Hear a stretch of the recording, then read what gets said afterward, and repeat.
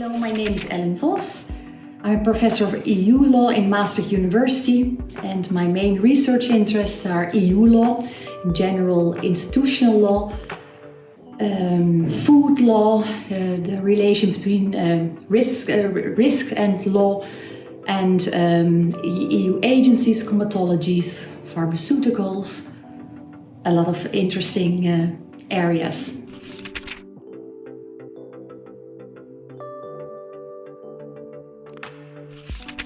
European agencies have been created to provide for scientific advice, for information, to help, in fact, the EU institutions and the member states to make decisions.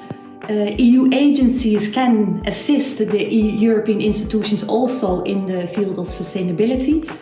I've discussed today also the role of the European Environment Agency that has a modest role under the European climate law. More interesting is at the moment the European Scientific Advisory Board on Climate Change, who has obtained a kind of central role under the European climate law to assist the European institutions to provide them with independent information, scientific and more scientific knowledge creation, but also to act, in fact, as a watchdog, to have also a coordinating role, but foremost also to identify problems that may exist in achieving the climate change targets. So advising the European Commission on actions, in fact, that need to be undertaken.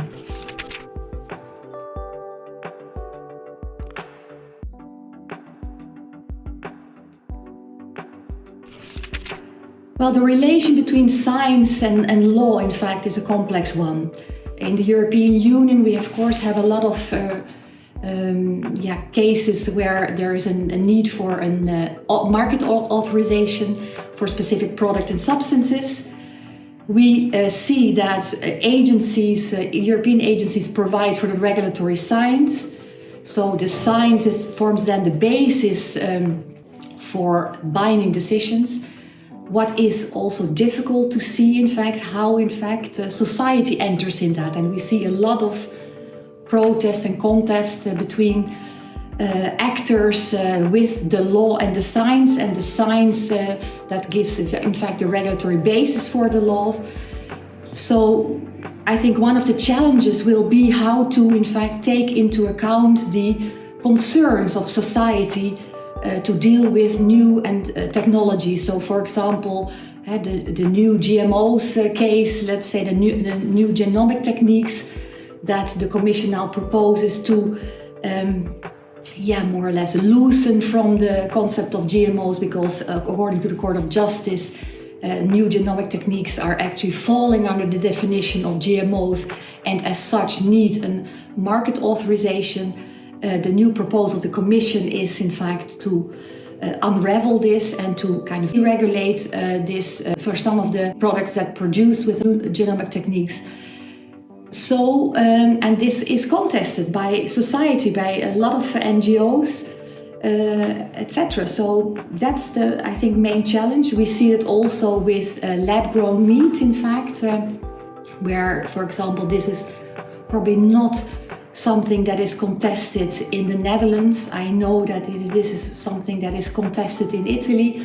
So we will see, in fact, whether this now, and we will have some procedures probably for a market authorization, and we will see, yes, what the outcome will be and whether there's a positive advice of EFSA and whether the Commission follows that. And in fact, whether that is then followed within comitology and leads to a binding Commission decision, and whether that is then followed up by member states. So this will probably be something for the future, but I think the role of society, so we have the law and science, and actually we should probably also insert a third element, and society, next to that, because I think that's an important factor and actor to be taken into account in decision making.